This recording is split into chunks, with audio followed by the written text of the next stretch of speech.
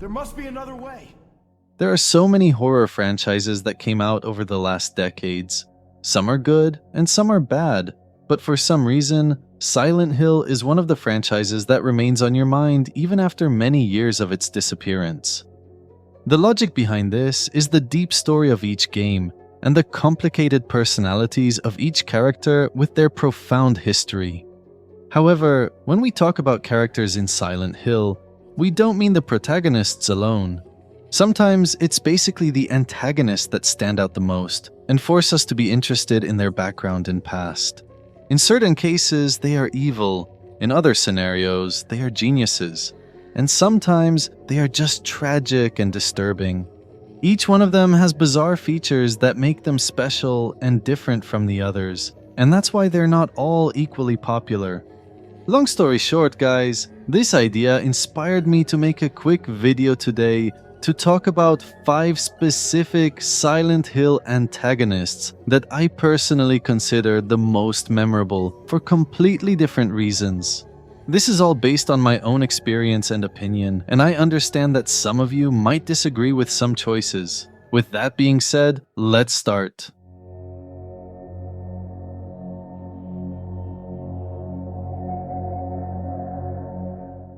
Dahlia Gillespie is a complex and crucial character in the Silent Hill series, and she appears in the original Silent Hill as well as Silent Hill Origins.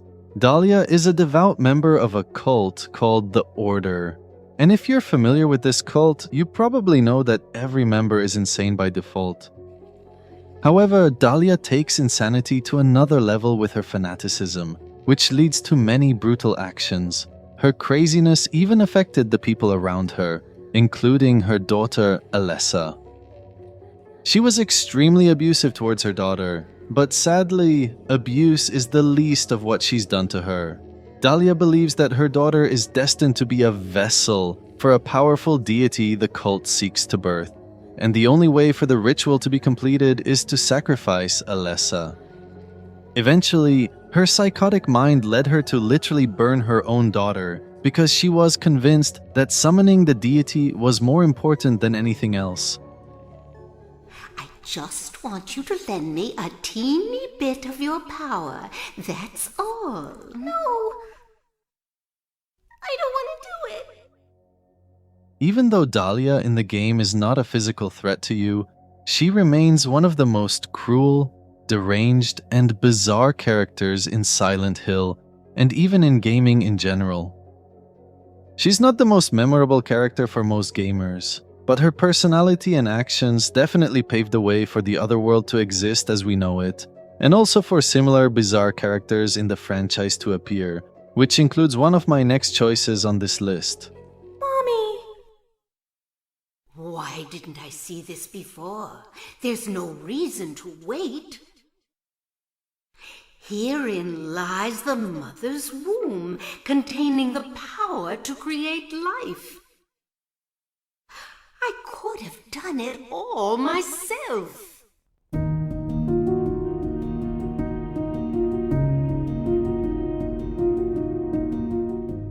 At number 4, I have an antagonist that I'm pretty sure no one would usually choose or even consider, but as someone who played Downpour and even made a video explaining its entire story, I honestly believe Officer George Sewell is a douchebag and a psychopath in every sense of the word.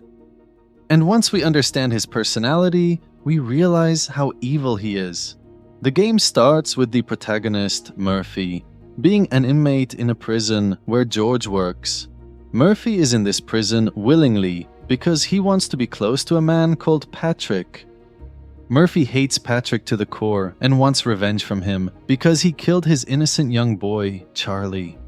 In order to achieve his revenge, Murphy made a deal with Officer George to arrange a confrontation between him and Patrick in the showers so he could kill him. Guards?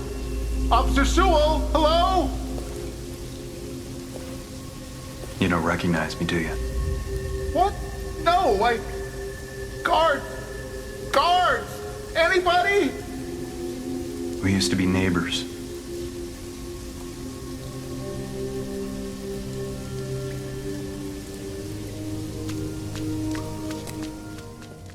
George here is very corrupt, and he would do anything for money. And even if he provides a service for you for free, you can be sure that he'll ask you to do something nasty for him in the future as a payback. It's very hard to explain everything in a short time, but I'll try my best. After a long cycle of events, George finally asks Murphy for a favor. He tells him that he needs him to kill someone inside the prison, and he gives Murphy the place and time of where and when it should happen. Murphy is generally not a bad guy, and he was hesitating to accept, but George told him that the target is a very evil person and deserves to die because he did horrible things. In the same prison, there's an officer called Frank, and this guy is very nice and was working hard to help Murphy in his case. Frank believes Murphy is a good guy, and that life was not fair to him after the death of his son. Frank also advised Murphy to stay away from corrupt Officer George because he's involved in shady dealings. Without getting into so many details, when Murphy finally went to the place where he should kill the guy, he found no one except the old officer, Frank. Both were confused and didn't understand what was going on. It turns out that George arranged their meeting, and he wants Murphy to kill none other than Frank, the innocent old man who wants nothing but good for Murphy. George wants Frank dead because he was investigating his corruption and was planning to report his suspicious activities. But Murphy's heart couldn't allow him to do it. He couldn't kill the old nice man who did nothing wrong and was very passionate about helping him. No. However, in a surprising twist, when George realized Murphy wouldn't do it, he struck Frank by himself and assaulted Murphy too. The assault was very severe, to the extent that Officer Frank became disabled and eventually died because of it. George then framed Murphy for the crime, and everyone thought Murphy was the killer, including Frank's daughter Anne Cunningham, who eventually became an officer just to punish Murphy. She chases you all over the game until the end, and depending on your decisions in the gameplay, you'll go through multiple endings with different outcomes. In certain cases, Anne learns the truth and forgives Murphy, and in other cases, Murphy gets executed for killing Frank and even for killing his son too. George's insidious actions play a big role in Murphy's misery and deciding his fate. And by the way, you don't see him physically in the game. He basically haunts Murphy, primarily through flashbacks and dream sequences, representing Murphy's past and the guilt he carries. George's presence serves as a constant reminder of the pain Murphy is trying to escape, which is why I see him as an ideal antagonist for the Silent Hill theme. He is a realistic, simple character that can easily exist in real life, but his impact is bigger than any threat you face from many monstrous creatures. This is the reason why I couldn't forget him, and why he remains, in my opinion, one of the biggest pieces of shit in gaming history. How's it going, Murph? Heard you're gonna be leaving us soon. What do you want, Sewell? You weren't thinking of leaving before you paid back my favor, were you? Remember, Cupcake? You owe me one.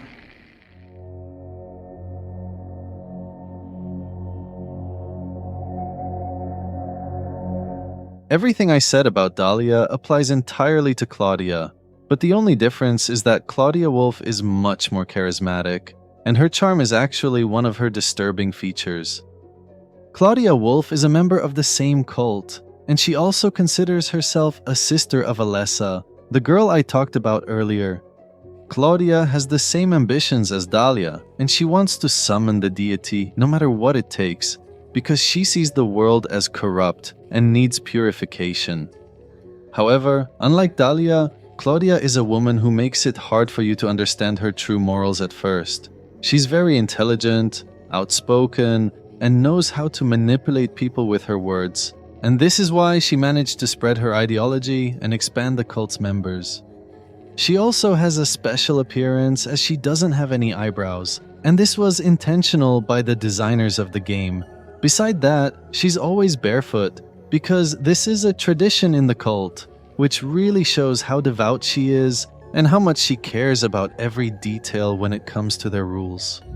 They have come to witness the beginning. The rebirth of paradise, despoiled by mankind. This proves Claudia is honest in her thoughts, and if you focus more, you'll realize that she's a tragic person who was indoctrinated into the cult at a young age, and genuinely believes her actions serve a greater purpose. Her blind mentality will eventually lead her to one of the most disturbing deaths of any antagonist in the franchise, and everyone who played Silent Hill 3 remembers every second of her final scene. This is why I consider Claudia to be an iconic figure in the series, and she's basically an example of how an antagonist should be designed in horror gaming.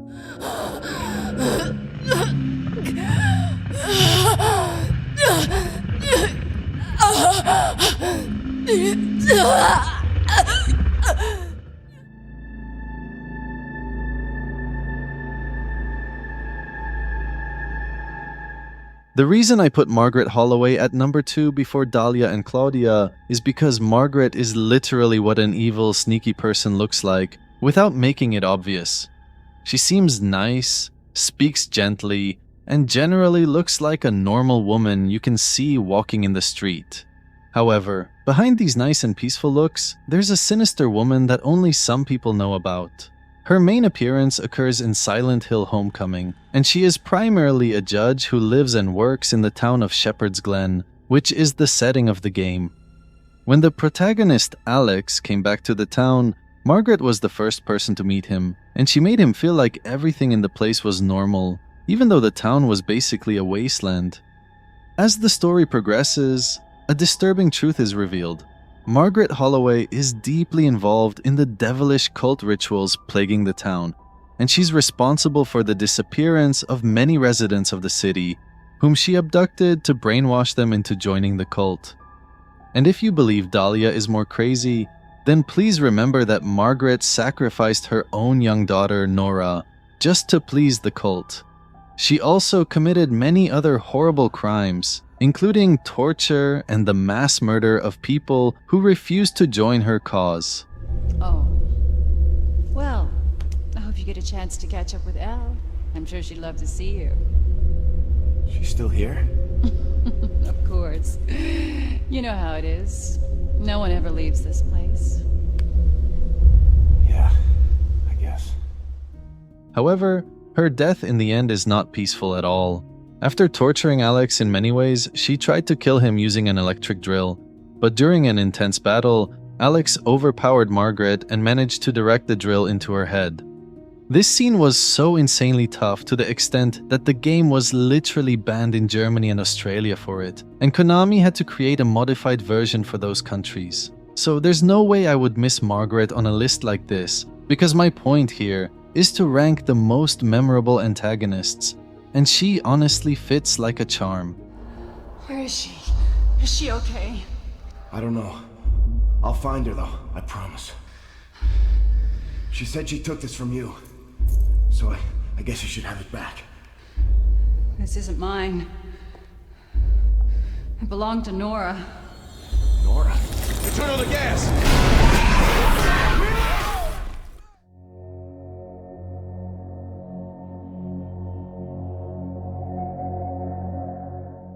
There's no way you thought I would make a list of Silent Hill's villains without putting this guy at number 1, especially if you saw my previous videos about him. Without any exaggeration, Walter Sullivan is literally the only antagonist in Silent Hill's history who managed to be the main character and became much more memorable than the protagonist. And by the way, I'm talking about the clear antagonists here, which means that Walter falls into a different category than the hidden ones, like James, for example. Anyway, Walter's story is tragic and painful, and it forces you to focus on him more than anything else here. He was born to parents he knows nothing about, and they left him in apartment room 302 and disappeared completely, letting him face the harsh world all alone. The superintendent of the apartment building, Frank Sunderland, found him in the room and decided to take him to a hospital nearby, and the hospital eventually put him in an orphanage. This is when his life started to really change, because the orphanage was run by none other than the Order, which is the same cult that Claudia, Dahlia, and Margaret belong to. As a child, he was subjected to abuse and mistreatment from many people around him. and this led him to drown even more in the indoctrination of the cult. Do you know something about what's going on? Hey, you! They made him believe that society is evil and corrupt, and the only way to reach purification is to complete a certain ritual.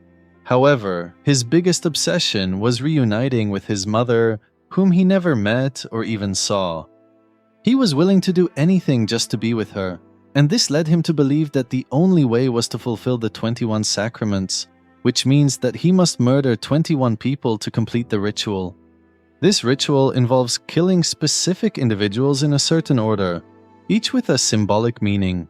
He killed several people in the area, including a mentally unstable guy called Jasper, who was living with him in the orphanage, as well as multiple residents of the apartment building and even people who were just passing by the town with no clear connection.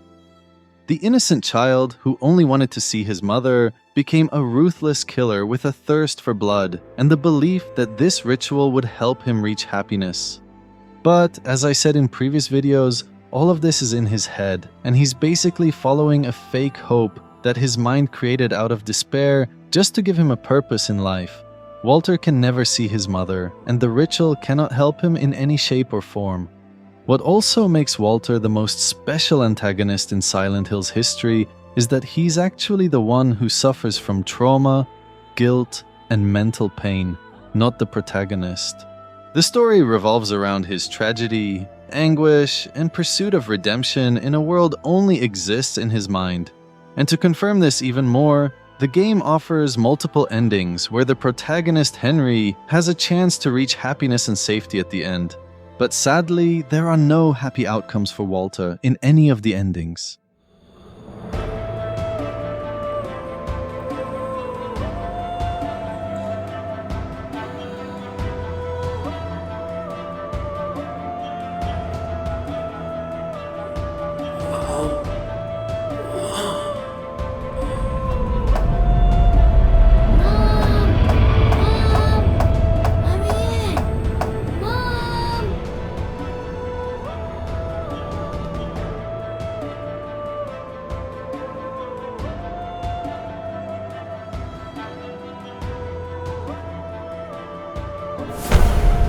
He's literally the only one who's meant to suffer from start to finish and pay the price for his crimes, as well as the price of reality being unfair to him. Well, what about a mom or dad? Yeah, but I never met him. They left South Ashfield Heights right after I was born. But soon I'll get to see my mom. Anyway guys, if you want to understand the entire story of the game, you can watch my video where I explain the story as simply as possible. I published a community post yesterday asking people to guess the characters I chose for a chance to win a Steam key for Hellblade, Visage, Amnesia, or Metro Exodus, but sadly none of them guessed it exactly right. Many of them were very close, but the closest answer came from this person. I honestly didn't anticipate that someone would consider putting George Sewell on the list, but somehow this person managed to figure out 4 of the 5 antagonists in the video. The only mistake was putting Dr. Kaufman instead of Judge Margaret. Otherwise, it would have been a perfect guess. Tell me in the comments about your opinions on my choices and what your own favorite antagonists are. As I said earlier, I chose every character based on how much they're memorable in my personal experience. And I know that some people might have different thoughts. Anyway, give this video a like if you loved it, and I hope to see you soon. Murphy, don't do this. Come on, Murphy, you gonna keep your end of the bargain or not?